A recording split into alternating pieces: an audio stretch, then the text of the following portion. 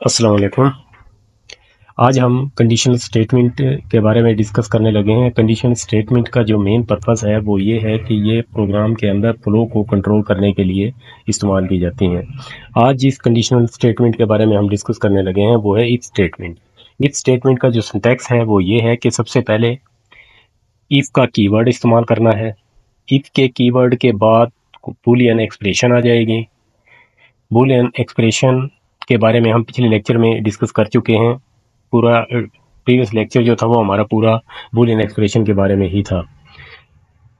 इसके बाद कोलन और कोलन के बाद हमारा कोई भी स्टेटमेंट आ सकती है। अब ये इसका फ्लो चार्ट है कि कोई भी कंडीशन है, कंडीशन को चेक करने के बाद अगर वो ट्रू होती है तो स्टेटमेंट जो है ये एग्जीक्यूट हो जाएगी और फिर इसके बाद जो कंट्रोल है वो रेस्ट ऑफ द कोड की तरफ मूव कर जाएगा। इसी तरह अगर कंडीशन फॉल्स हो जाती है तो उस सूरत में भी रेस्ट ऑफ द कोड की तरफ चला जाएगा कंट्रोल। अब इसको हम एक एग्जांपल के जरिए समझने की कोशिश करते हैं। यहाँ पे हमने एक वेरिएबल डिक्लेयर किया है एज के नाम का, और उसके अंदर जो वैल्यू हम स्टोर कर रहे हैं वो है 18। इसको हम रन करते हैं।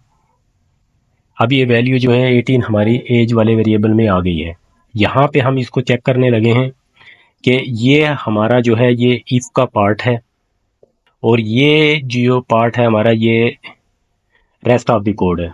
यानी कि अगर ये कंडीशन ट्रू होती है तो ये स्टेटमेंट जो है वो एग्जीक्यूट हो जाएगी, लेकिन ये भी हो जाएगी और फिर इसके बाद ये भी एग्जीक्यूट हो जाएगी। क्यों कि फ्लो चार्ट में अगर हम देखें तो उसने पहले इस स्टेटमेंट को एग्जीक्यूट करना है और इसके बाद फिर जो कंट्रोल है वो इसकी तरफ चला जाएगा, रेस्ट ऑफ द कोड। तो इसके अंदर जो ये नीचे वाली प्रिंट स्टेटमेंट है ये रेस्ट ऑफ द कोड है।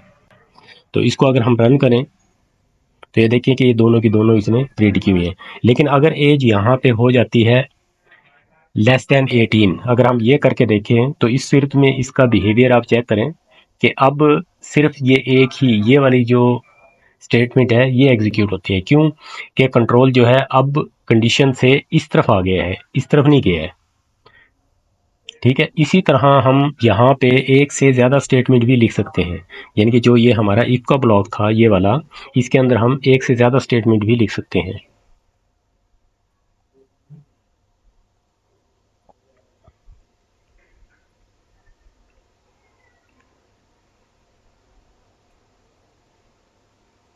तो जितनी मर्जी स्टेटमेंट लिख सकते हैं, पूरा का पूरा प्रोग्राम आ सकता है। इसके अंदर हम इसकी स्टेटमेंट भी इस्तेमाल कर सकते हैं।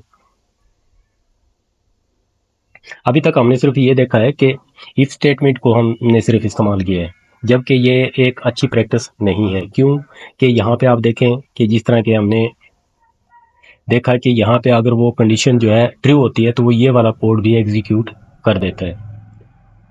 तो इस तरीके इसके बिहेवियर को कंट्रोल करने के लिए हमें इफ के साथ एल्स की स्टेटमेंट भी हम इस्तेमाल करते हैं।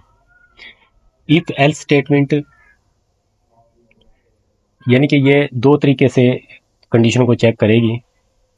इसका जो सिंटैक्स है वो ये है कि ये तो उसी तरह ही है जिस तरह के इफ का था, और ये एल्स का ब्लॉक है। अब अगर हम इसको समझना चाहें यहाँ से फ्लो चार्ट से कि कंडीशन आती है, अब कंडीशन कोई भी बूलियन एक्सप्रेशन है तो उसकी दो पॉसिबिलिटीज़ हो सकती हैं, या तो वो ट्रू होगी या फॉल्स होगी। अब वो ट्रू होती है तो ये स्टेटमेंट एग्जीक्यूट हो जाएगी और फॉल्स होती है तो ये स्टेटमेंट एग्जीक्यूट हो जाएगी और फिर जो है वो रेस्ट ऑफ द कोड की तरफ मूव कर जाएगा कंट्रोल। तो ये एक बेस्ट प्रैक्टिस है कि आपने अगर इफ स्टेटमेंट इस्तेमाल करनी है तो फिर आप एल्स भी करें। अब अगर हम इसको रन करें तो ये देखें you are old enough to vote, have you registered to vote yet.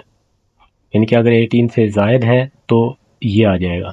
अब अगर हम एज को कम कर देते हैं तो फिर क्या होगा कि वो ये लाइन ऑफ कोड एग्जीक्यूट हो जाएंगे।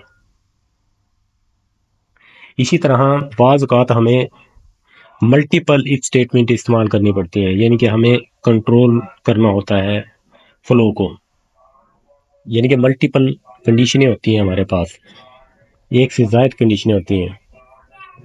तो इसका जो सिंटैक्स है वो ये है कि ये तो इफ का ब्लॉक है और इसके लिए जो कीवर्ड इस्तेमाल किया जाता है वो किया जाता है ELIF, एल इफ पढ़ते हैं इसको, और इसके बाद ये स्टेटमेंट आ जाती है। इसी तरह ये मल्टीपल है, लेकिन इसके लिए जो ज़रूरी है वो ये है कि सबसे एंड पे जो है वो एल्स की स्टेटमेंट इस्तेमाल होगी। ये इसका फ्लो चार्ट है। फ्लो चार्ट में अगर हम देखना चाहें तो इसके अंदर स्टार्ट होता है, फिर इफ़ डिसीजन है। अब डिसीजन अगर ट्रू होगा तो क्या होगा कि कोई भी ये जो एल इफ की जो भी स्टेटमेंट है इनमें से कोई भी स्टेटमेंट अगर ट्रू हो जाती है तो कंट्रोल जो है वो आगे ट्रांसफ़र हो जाएगा। अब हम एक यहाँ पे एक सिनेरियो क्रिएट किया हमने एल इफ की मुनासबत से कि एक स्कूल है, उसके अंदर जो एडमिशन कॉस्ट है वो बच्चों की एज के हिसाब से है। यानी कि अगर बच्चे की एज होती है लेस दैन 4 ईयर तो वो उससे कोई एडमिशन फ़ीस नहीं लेते। लेकिन अगर बच्चे की एज जो है वो लेस दैन और इक्वल टू 6 होती है तो फिर उससे वो 25 रुपीज़ लेते हैं, और अगर इससे ज़्यादा हो जाए तो फिर वो 40 रुपीज़ लेते हैं। अब यहाँ पे कंडीशनें जो चेक की जाती है इसको हम इफ़ और एल्स की स्टेटमेंट से नहीं कर सकते। यहाँ पे जो मल्टीपल कंडीशनें हैं, यानी कि यहाँ पे 2 कंडीशनें हैं, 2 से ज़्यादा भी हो सकती हैं। तो इसको अगर हम रन करके देखें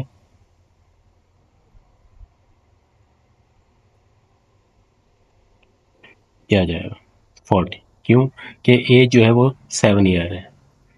एज एज हमने इस पे यहाँ पे लिखी हुई है 7 ईयर, तो इट मीन कि अब जो है वो ये वाली स्टेटमेंट एग्जीक्यूट हो गई है।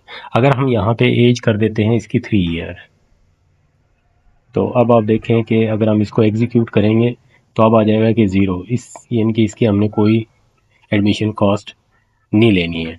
और अगर हम कर देते हैं इसको 6, तो अब आप देखें अब ये वाली लाइन एग्जीक्यूट हो गई है। तो इस वीडियो में हमने ये देखा है कि आपने इफ स्टेटमेंट हम किस तरीके से इस्तेमाल कर सकते हैं, इफ एल्स स्टेटमेंट किस तरीके से इस्तेमाल कर सकते हैं, और एल इफ जो है वो मल्टीपल इफ स्टेटमेंट है किस तरीके से इस्तेमाल कर सकते हैं। Thank you for watching this video.